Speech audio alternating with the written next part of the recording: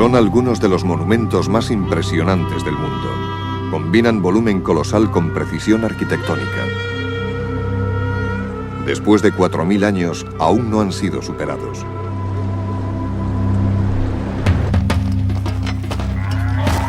Y sin embargo, los construyeron civilizaciones primitivas, con herramientas simples. Y los egipcios no fueron los únicos. Las pirámides son la obra cumbre de las civilizaciones de todo el mundo. Han atraído desde siempre a ladrones y a buscadores de tesoros. Pero para los exploradores modernos, el reto está en revelar las asombrosas historias de los pueblos que las construyeron. La guía máxima. Pirámides.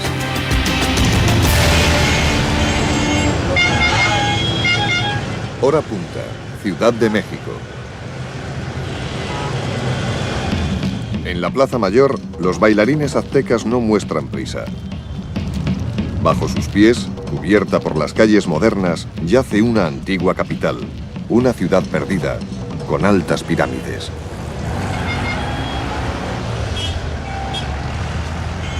Para encontrar sus restos, es necesario algo parecido a la visión con rayos X. Hay quien pasea a su perro.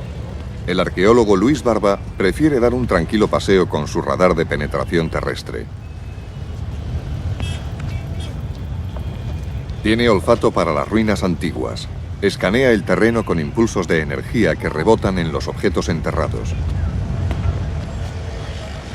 El reflejo de estas señales ayuda a Barba a ver a través de la ciudad moderna, que aquí aparece en blanco, y a trazar el equivalente azteca que hay debajo. En algunas zonas, la excavación ha levantado lo nuevo para dejar paso a lo viejo. En el corazón de la capital azteca se alzaba una enorme pirámide doble. Se elevaba por encima de los templos y plazas cercanos, y era la obra central de una ciudad cuya magnitud y esplendor superaban a cualquiera de las europeas. Para los españoles que llegaron aquí en 1519 era un milagro. ¿Pero qué es una pirámide? ¿Y dónde se pueden encontrar?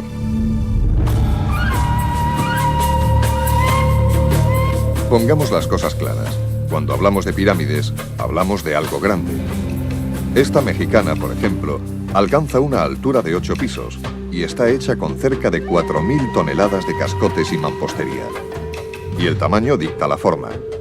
Con una tecnología básica, la única manera segura de construir edificios altos es inclinar los lados hacia un vértice.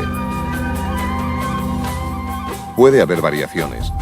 Algunas pirámides tienen escalones y una cumbre plana para el templo. Sin embargo, el modelo básico se puede encontrar en 4 continentes. En China, alrededor del año 200 a.C., el primer emperador fue enterrado bajo una inmensa pirámide de tierra. Mide 1,5 kilómetros de perímetro e hicieron falta 700.000 hombres para construirla. Junto al emperador está enterrado un ejército privado de guerreros de barro que montaban guardia permanente en su tumba. En el otro extremo del mundo, en Norteamérica, en los fértiles valles del Mississippi, en Illinois, los indios Cahokian también pensaban a lo grande. Hace 1000 años levantaron este gigantesco túmulo piramidal de unos 10 pisos de altura. Más hacia el sur, en Centroamérica y Perú, aún es posible encontrar pirámides de gran tamaño.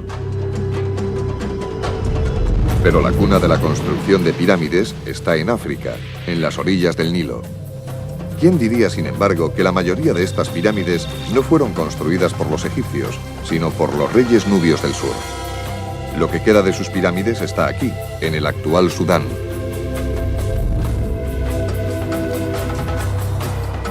Pero nos estamos adelantando. La historia de las pirámides comienza 1500 kilómetros río abajo, en el propio Egipto. Su aspecto es tan completo y tan majestuoso que parece como si las pirámides egipcias surgieran de la nada. Pero la verdad es menos romántica. Se fabricaron muchos coches antes del Rolls Royce. En un desolado trecho de desierto, en un lugar llamado Abidos, los arqueólogos han regresado para reexcavar las tumbas de los primeros reyes egipcios, que se remontan a hace 5000 años. Quizás se pasó por alto una pista vital para desvelar el origen de las pirámides. Es poco glamuroso, pero tamizar viejas pruebas ha valido la pena. En la reabierta tumba del rey Hasehemui, Günter Grayer, de la misión arqueológica alemana, ha descubierto algo extraño. La tumba de Hasehemui presenta grandes diferencias en cuanto a la conservación de la altura de los muros. En esta parte que mira hacia el norte, los muros todavía hoy conservan la altura original, que rondaba los 2 metros. El nivel de la techumbre debía de estar por aquí, mientras que en esta parte de la tumba los muros están más aplastados. Deben medir la mitad de lo que medían originalmente. Sin embargo, están completos. Incluso aparecen los restos de las vigas de madera del tejado. Obviamente, en esta zona, los muros están completamente aplastados por un peso extraordinariamente fuerte. Este fuerte peso extra, según la reconstrucción de Dreyer, era un enorme túmulo funerario. Una superestructura o algo similar, situada sobre el centro de la tumba de Hasehemui. Una protopirámide, quizás. A 1,5 kilómetros de la tumba hay un enorme recinto desconcertante. Sus gigantescos muros de adobe se elevan 9 metros, aunque no hay nada en su interior. Fuera lo que fuera, está claro que a Hasehemui le gustaban las construcciones a escala monumental. Pero no fue el primero en construir una pirámide. Ese honor le corresponde a su sucesor, el rey Zoser. Enterrado más al norte de Abidos, este fue el hombre que inició la era de las pirámides. En Abidos teníamos el nivel del desierto y debajo el sepulcro. Y sobre el nivel del desierto, el túmulo. Y un enorme recinto a cierta distancia de la tumba real. Zoser, por vez primera, construyó el recinto alrededor de la tumba. Pero entonces surgió un problema. El túmulo ya no era visible porque estaba tapado por el amurallado que lo rodeaba. Y para solventarlo construyeron otro túmulo sobre el que ya había y después otro más. Y así surgieron las pirámides escalonadas. Con su pirámide de 6 escalones, el complejo funerario de Zoser es el ejemplo más antiguo de arquitectura en piedra y a gran escala del mundo. Data aproximadamente del año 2600 a.C. La pirámide propiamente dicha, de unos 20 pisos de altura, constituyó una gigantesca pasarela hacia el diseño clásico. Durante los 1000 años siguientes, el modelo que se seguiría sería el de lados planos. La razón es un enigma. Quizás simbolizaban los rayos del sol formando una rampa hacia el cielo. Sea cual fuere la intención, fue este hombre, el rey Sneferu, el pionero de la nueva geometría. Pero en la primera tentativa seria, las cosas podrían haber salido mejor. Este voluminoso prototipo era demasiado pesado para la blanda arena del desierto y amenazaba con desplomarse bajo su propio peso. Hubo que inclinar la parte superior y el resultado, francamente, fue un poco confuso. Vuelta a la mesa de trabajo. Sneferu intentó una vez más plasmar su visión. Esta vez, la pirámide se asentó sobre cimientos de roca y no jugó con la pendiente. El resultado es la primera pirámide propiamente dicha del mundo. Pero no ha envejecido muy bien. Su nombre antiguo sugiere una mejor impresión, la pirámide brillante. De día, su revestimiento de piedra blanca relucía. Este fue el comienzo de la edad de oro de las pirámides. Las pirámides alcanzarían su momento cumbre unos cuantos kilómetros al norte, en la meseta de Gizeh, junto a la actual ciudad del Cairo. Fue aquí donde 2 de los hijos de Sneferu, Keops y Kefren, construyeron las pirámides más grandes del mundo. Todas rondan los 50 pisos de altura. Pero antes de comenzar la construcción, los agrimensores tenían que realizar una labor vital. El alineado de la pirámide era crucial, Para los faraones, la puerta hacia la eternidad estaba en el centro de los cielos, donde las estrellas nunca se ponían. Aunque colosales, las pirámides se alineaban con las estrellas sagradas con asombrosa precisión, en fracciones de un grado. ¿Cómo lo conseguían? La pista definitiva es esta. El alineamiento de las pirámides empeora progresivamente.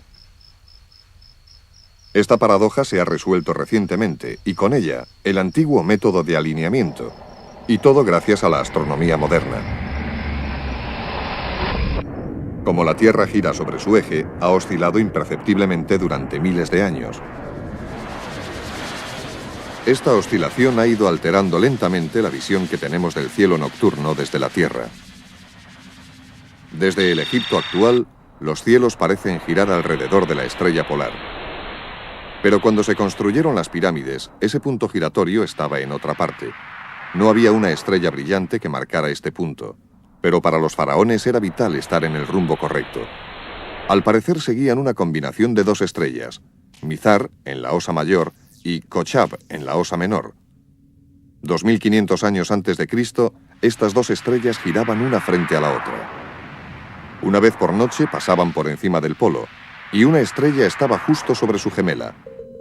Dirigiendo una plomada hacia ellas y extendiéndola hacia el horizonte, un agrimensor egipcio podía fijar la base de la pirámide para que formara ángulo precisamente con el centro de los cielos. Estupendo.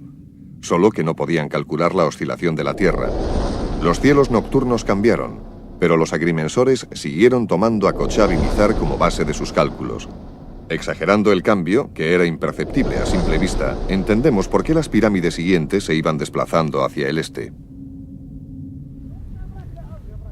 Resolver el misterio del alineamiento es una cosa, pero ¿podemos descubrir además cómo se construían?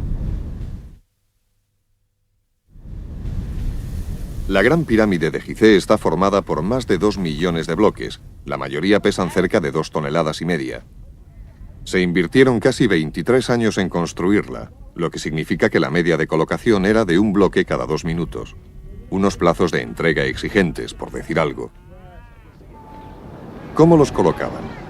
No tenían más que herramientas simples para cortarlos y no disponían de maquinaria para levantarlos.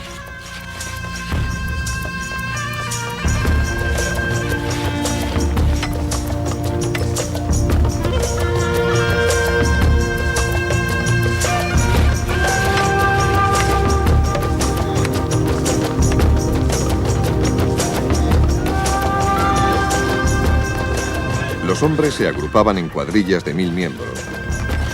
Y no eran esclavos, como se ha pensado durante mucho tiempo, sino que cobraban por su trabajo.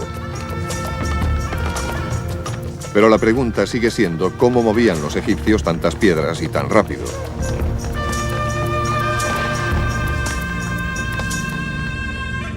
Las pinturas muestran que las estatuas reales y otros objetos enormes se izaban en trineos tirados por cientos de hombres. ¿Pero fue así como se transportaron los millones de bloques de las pirámides? La rapidez era importante. La muerte del faraón era el plazo de entrega. Y cuanto más grande era la pirámide, mayores eran las prisas.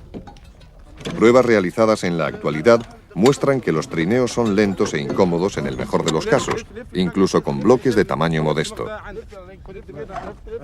Para un ingeniero moderno, los trineos no tienen ningún sentido.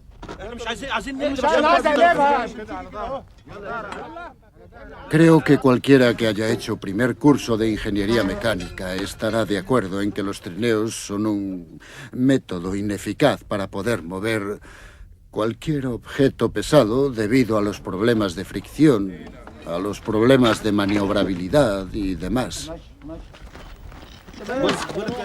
Pero hay otro problema en la teoría de los trineos.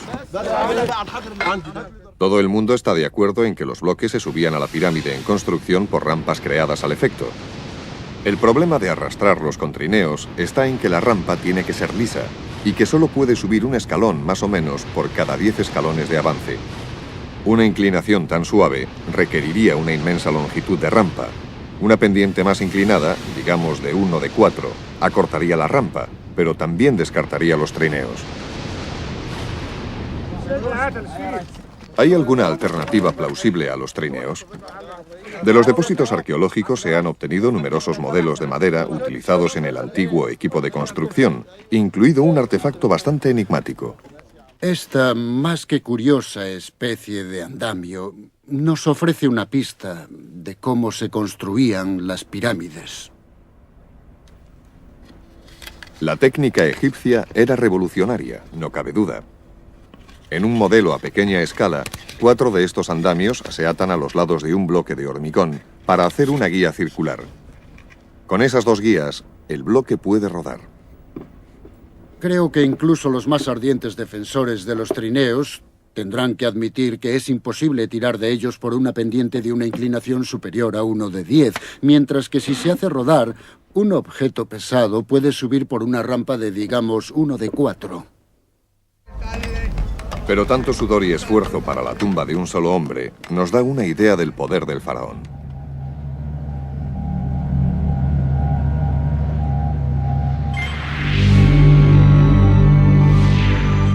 Una vez concluida, su pirámide era una máquina de la resurrección, un transportador del espíritu que le proyectaría a las estrellas. El cuerpo momificado del rey llegaba por un estrecho pasadizo a una cámara funeraria abovedada. Era arquitectura de precisión, por dentro y por fuera. Pero eso no es todo. Alrededor de la pirámide propiamente dicha, en el interior de un recinto amurallado, había templos, santuarios y almacenes. Desde aquí, un pasillo discurría como si fuese una gigantesca tubería hacia el Nilo, de donde conseguía los mejores productos de Egipto. Mucho después de la muerte del faraón, seguía llegando un torrente incesante de artículos para él.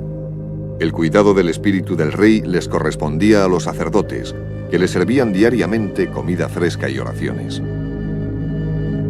Un espíritu real nunca pasaba hambre, pero el peligro se evitaba solo si su cuerpo terrenal podía descansar en paz en el interior de la pirámide.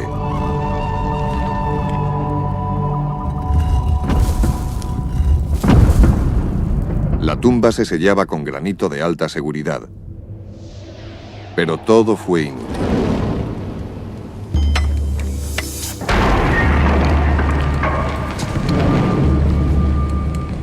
Las gigantescas pirámides de Gizeh pronto fueron saqueadas y desaparecieron tesoros que solo podemos imaginar.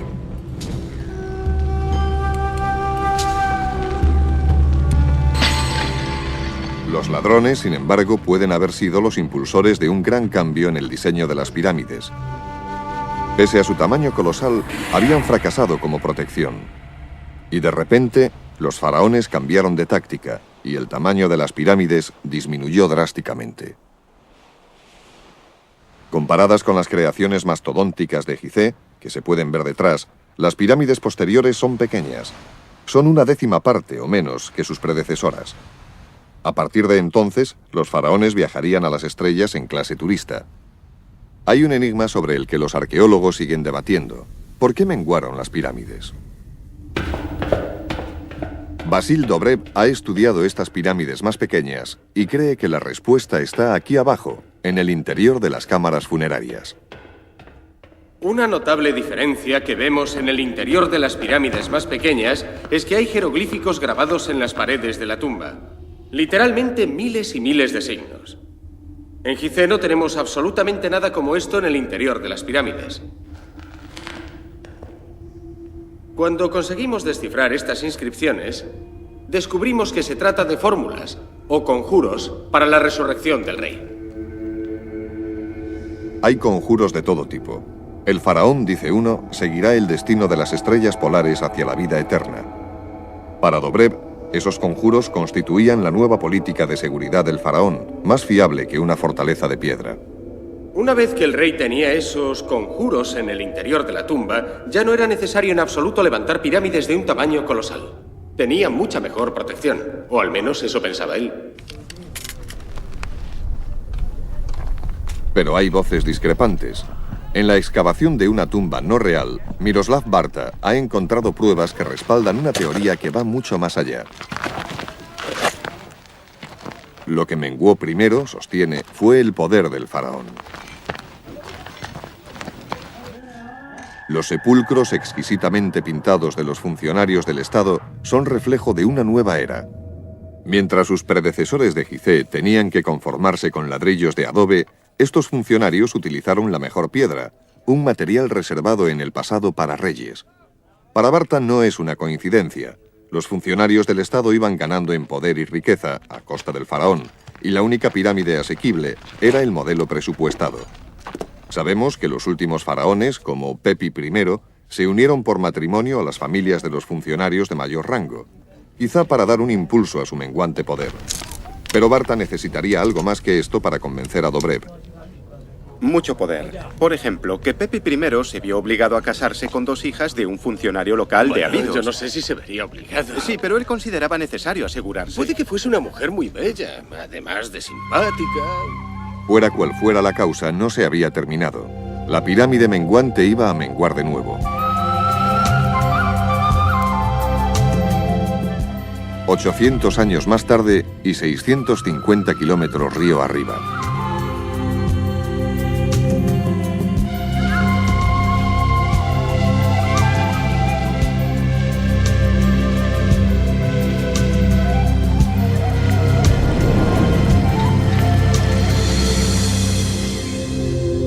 Cerca de Tebas, la antigua capital del nuevo reino de Egipto, un arqueólogo, Kent Weeks, descubre el último capítulo de la historia. La mayoría de las sociedades humanas han articulado sistemas para identificar a las diferentes clases sociales. Pero si tienes un sistema de clases, debes tener algún medio para identificar la clase a la que pertenece un individuo. Y así era ciertamente en Egipto. Durante un periodo de unos 1000 años, las pirámides fueron el símbolo del rey y los parientes más cercanos de la familia real. Pero quizá alrededor de 1900 o 1800 a.C.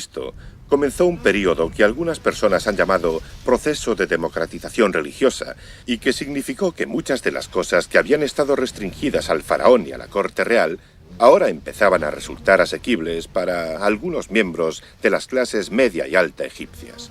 Y eso fue sin duda lo que pasó con las pirámides.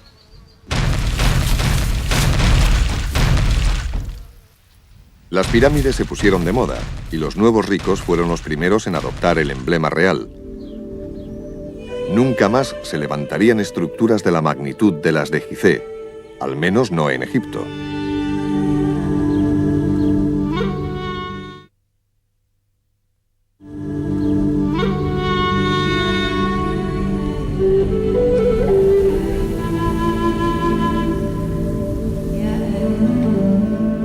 Si viajamos 12.500 kilómetros al sudoeste de Egipto, atravesamos 2 continentes y un océano, llegamos a uno de los lugares más áridos del planeta. En las arenas movedizas de este desierto costero siguen emergiendo vestigios de culturas antiguas. Bienvenidos a América. Fue en la costa de Sudamérica, en el actual Perú y al comienzo de la era cristiana, donde surgió la siguiente gran civilización de las pirámides. Una media docena de ríos procedentes de los Andes atraviesan el desierto en una franja de 320 kilómetros. Al igual que el Nilo en Egipto, son la tabla de salvación en una tierra que, por lo demás, es inhóspita. Pero sorprendentemente aquí las condiciones son ideales para la agricultura intensiva. Dada la ausencia de precipitaciones que erosionen el terreno, la tierra es fértil, y si se riega, las cosechas crecen abundantemente.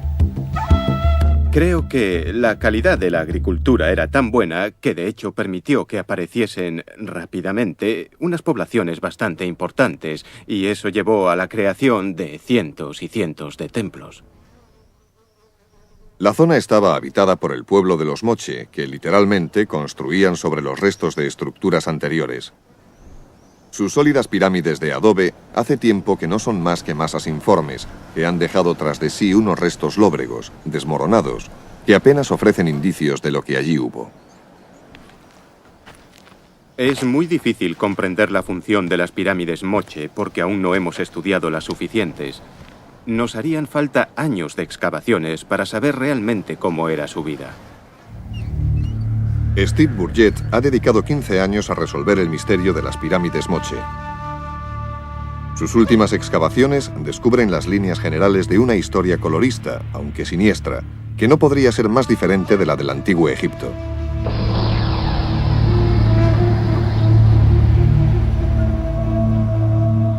Durante décadas, los moche han sido conocidos fundamentalmente por su arte, especialmente por su joyería y su cerámica, espléndidamente decorada. Entre las escenas representadas hay algunas inquietantes de sacrificios humanos.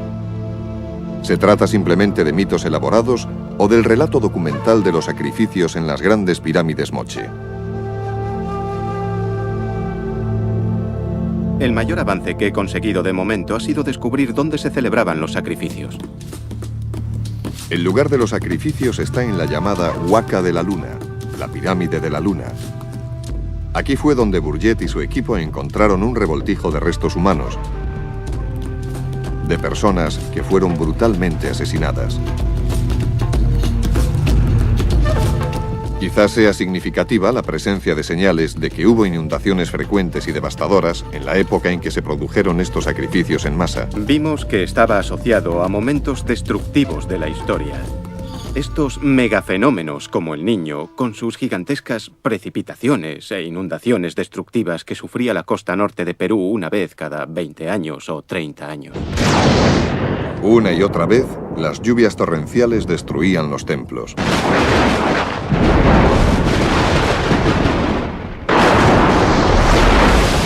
Para los moche, esas catástrofes significaban que los dioses estaban enojados. Para aplacarlos y restaurar el orden en el mundo, era necesario el sacrificio máximo. Los moche eran conscientes de este problema y crearon ese ritual para contrarrestar los efectos de El Niño. Y aquí aparece la sorpresa. Parece que llevaban a cabo una serie de combates rituales entre individuos seleccionados. El objetivo del combate era capturar a la otra persona, casi como en un duelo. Y la persona capturada era escogida a través de ese proceso como víctima del sacrificio. Pero yo creo que se trataba de personas preparadas para ir a esas batallas pensando que podían ganar, pero que si perdían el combate tendrían que ser sacrificados, aunque habrían ofrecido gustosamente sus almas o sus cuerpos a sus dioses. Yo los veo como campeones más que como víctimas.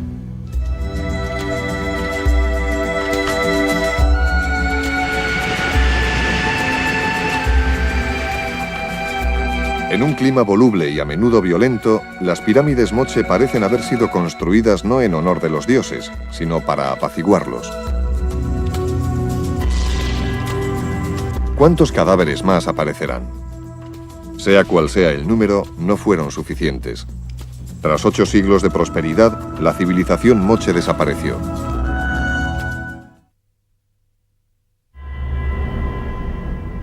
Cuando los templos moche comenzaban a desmoronarse, alrededor del año 800 de nuestra era, otra gran civilización de las pirámides estaba en su apogeo. Las junglas de América Central albergan la mayor concentración de pirámides de gran tamaño del mundo. Entre México y Honduras se concentran los restos de literalmente cientos de ellas. Y el pueblo que las construyó no ha desaparecido. Aunque sus ciudades antiguas ya no florecen, los mayas todavía siguen aquí, viviendo del maíz tal y como lo han hecho sus antepasados durante miles de años.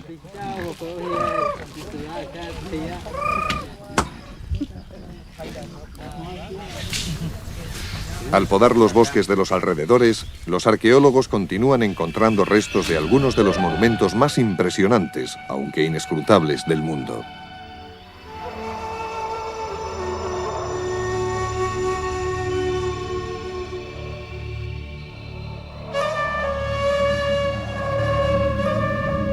¿Quiénes eran los antiguos mayas? ¿Y sus pirámides eran lugares de sacrificio como las de los moche?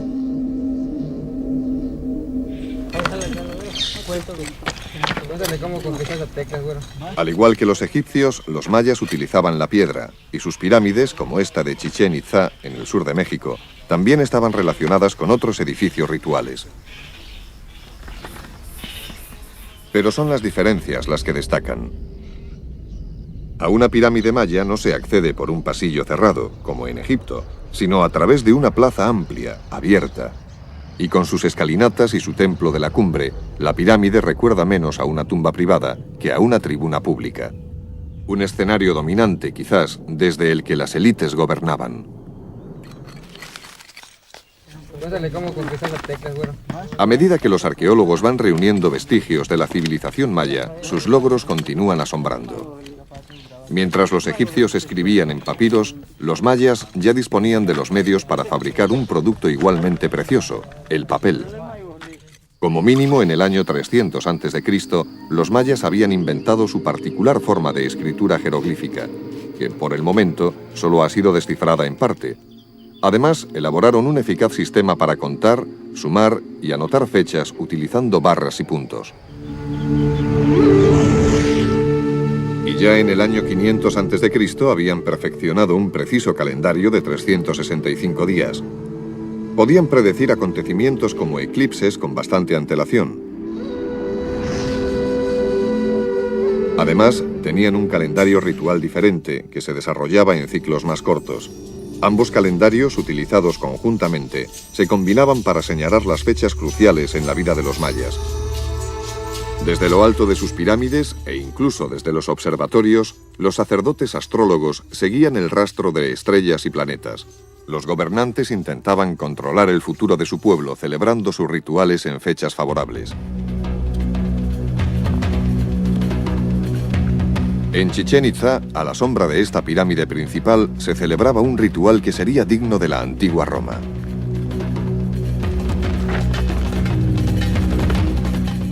Un combate escenificado al estilo maya.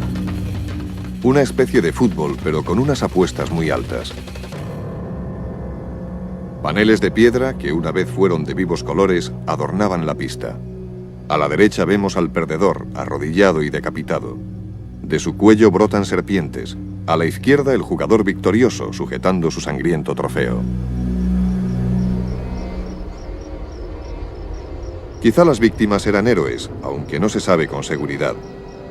Los mayas escribieron numerosos libros, pero casi todos fueron destruidos por los misioneros españoles.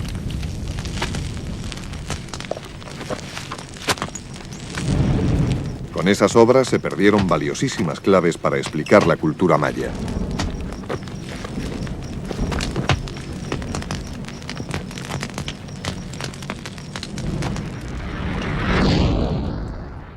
Pero hay una nueva teoría. Sostiene que bajo cada una de las pirámides más importantes de los mayas podría haber una pista fundamental, y que lo que podemos ver es tan solo la punta del iceberg. Curiosamente, el agua es difícil de conseguir en esta jungla. La región es una llanura de piedra caliza, en la que los ríos, en lugar de fluir por la superficie, lo hacen bajo tierra. El riego es imposible. Las únicas fuentes que manan todo el año son las de las escasas cavernas que descienden hacia la tierra. Para los actuales mayas, esas cavernas siguen siendo una tabla de salvación y las consideran sagradas. En la región maya, e incluso fuera de ella, sus habitantes siempre han tenido una vieja fijación con las cuevas. Para muchos, siguen siendo el hogar de los dioses. Y para el arqueólogo Jim Brady, todo apunta hacia abajo. Cree que el corazón espiritual de estas culturas antiguas no era la pirámide propiamente dicha, sino su cueva secreta. Sabemos que las pirámides representan a la tierra. En la región de los mayas se denominan wits, colinas, montañas. Representan a la montaña sagrada. Y las montañas sagradas tienen que tener una cueva desde la que llegar a las deidades que viven en su interior. Todos los pueblos amerindios sienten un especial aprecio y apego por la tierra, como entidad sagrada y animada. No solo significa fertilidad en las cosechas, sino que la lluvia también es un fenómeno terrestre. Creen que la lluvia brota de las cuevas hacia el cielo. La gente sigue yendo a las cuevas a pedir lluvia y una buena cosecha. En cada lugar que estudia, Brady encuentra una cueva bajo la pirámide principal. Pero son lugares como Xochicalco, en México Central, donde no hay cuevas naturales, los que demuestran la relación. aquí han tenido que ser hechas a mano. Esto no es natural, todo lo que vemos ha sido construido. Y considerando que este pueblo no tenía herramientas de acero, fue una tarea de gran envergadura. La cueva se extiende a lo largo de más de 60 metros de roca sólida que discurren bajo el complejo de la pirámide. Es oscura y húmeda, y está llena de murciélagos. A duras penas se podría vivir o guardar cosas en ella. Sin duda, esta enorme caverna hecha por la mano del hombre se destinaba a propósitos más elevados. Lo más espectacular, y lo que nos indica que es una cueva ritual, es el lucernario, a través del cual se puede controlar la luz y también el paso de las estaciones. Tenemos el sol marcado aquí, en el suelo. Así se unen la tierra y el cielo, los dos aspectos del universo. Estamos hablando de un espacio ritual en el mismo centro del complejo. Probablemente solo los sacerdotes y el rey tenían acceso. Por lo tanto, los rituales de mayor solemnidad se celebraban aquí.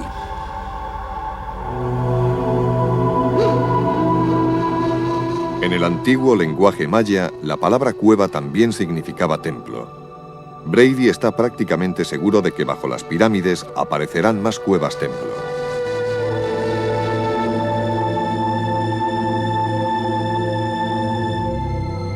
Quizá esté surgiendo una nueva perspectiva más profunda de la pirámide centroamericana. Junto a la cueva, encarna la montaña sagrada con su fuente de agua. Esa agua esquiva que, en el fondo, era un regalo de los dioses.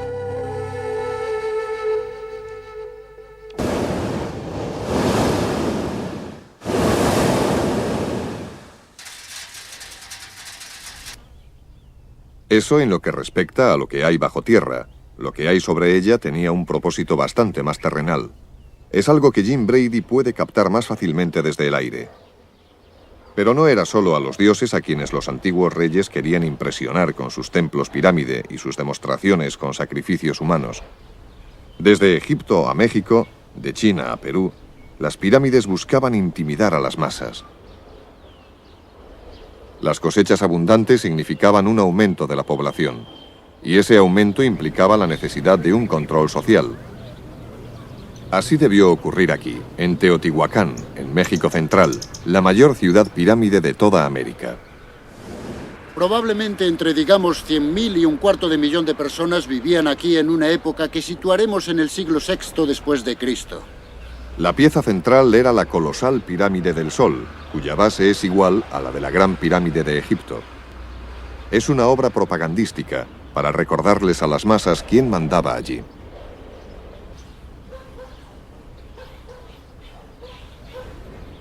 Las pirámides que vemos aquí son un símbolo del poder, tanto divino como de la entidad política que las ha construido. Combinan ambos poderes, el político y el religioso. Religión y gobierno, iglesia y Estado. Ambos caminaban juntos y estaban simbolizados por este enorme edificio que se yergue en el corazón de la comunidad.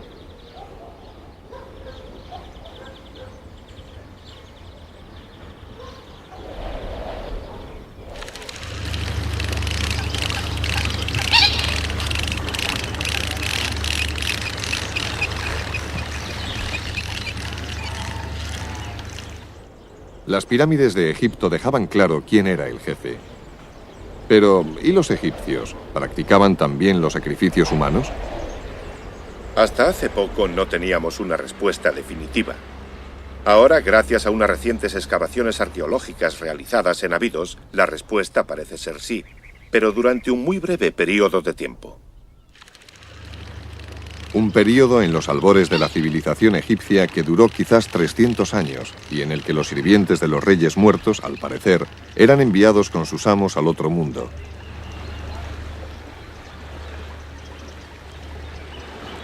Pero lo más curioso es que esa práctica se abandonó y nunca más se retomó. Pero, por supuesto, el agua aquí nunca fue un problema. El río Nilo era uno de los más predecibles y tranquilos del planeta. Todos los veranos se desbordaba, pero suavemente, no destructivamente, y proporcionaba agua para el riego, las cosechas, las personas y los animales.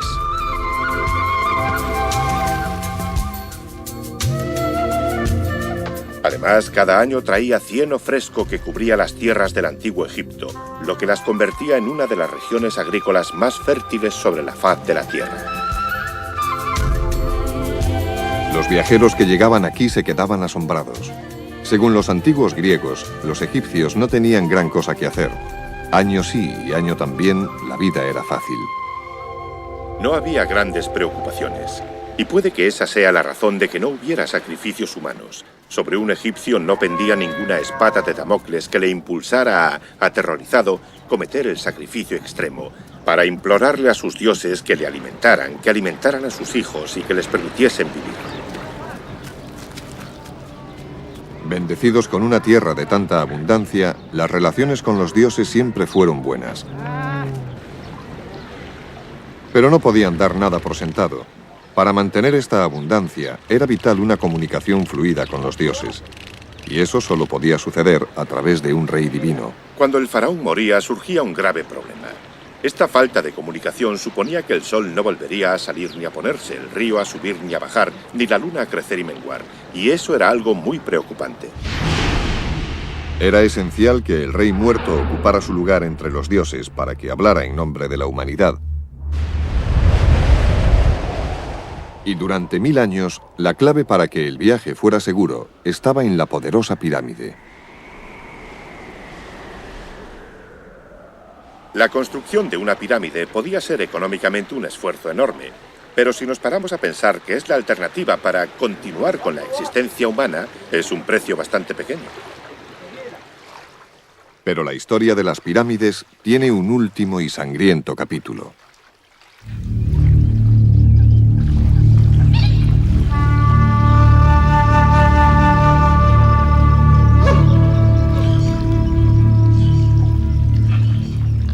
Alrededor del año 1250, una tribu nómada llamada Méxica se trasladó hacia el sur, al Valle de México.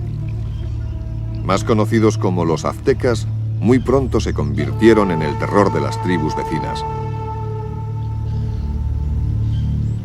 Aunque al principio estaban en minoría, se establecieron en estas tierras y prosperaron. Muy pronto estos cultivadores de maíz se convirtieron en una temible superpotencia. En 1500, los aztecas habían conquistado territorios que iban desde el Pacífico al Golfo de México. Su capital, Tenochtitlán, era una de las ciudades más grandes del mundo. Los relatos de los españoles describen un magnífico recinto sagrado, un lugar de belleza arrebatadora, pero manchado con la sangre del sacrificio. Junto a la pirámide doble se alzaba uno de los templos más sagrados de los aztecas, la Casa de las Águilas. 4 siglos y medio después, los científicos examinan más de cerca el suelo y los escaños.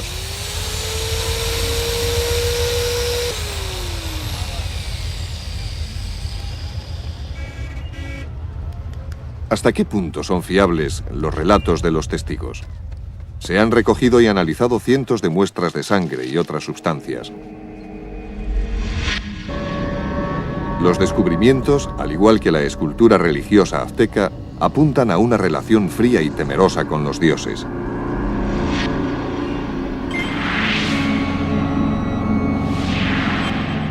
Estudiando cuidadosamente los resultados, los científicos pueden decirnos exactamente en qué parte del suelo cayó incienso y dónde sangre humana.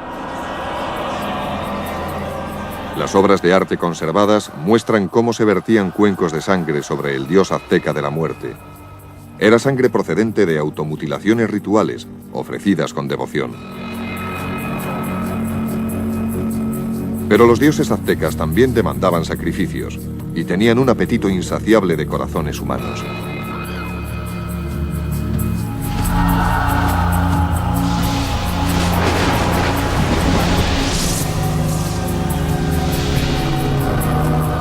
Este era el destino de innumerables prisioneros, ver cómo les arrancaban el corazón en una pirámide azteca. Pero curiosamente, la destrucción de esta última civilización de las pirámides estaba anunciada en las propias profecías aztecas. Profecías que se cumplieron con la llegada de los españoles en 1519.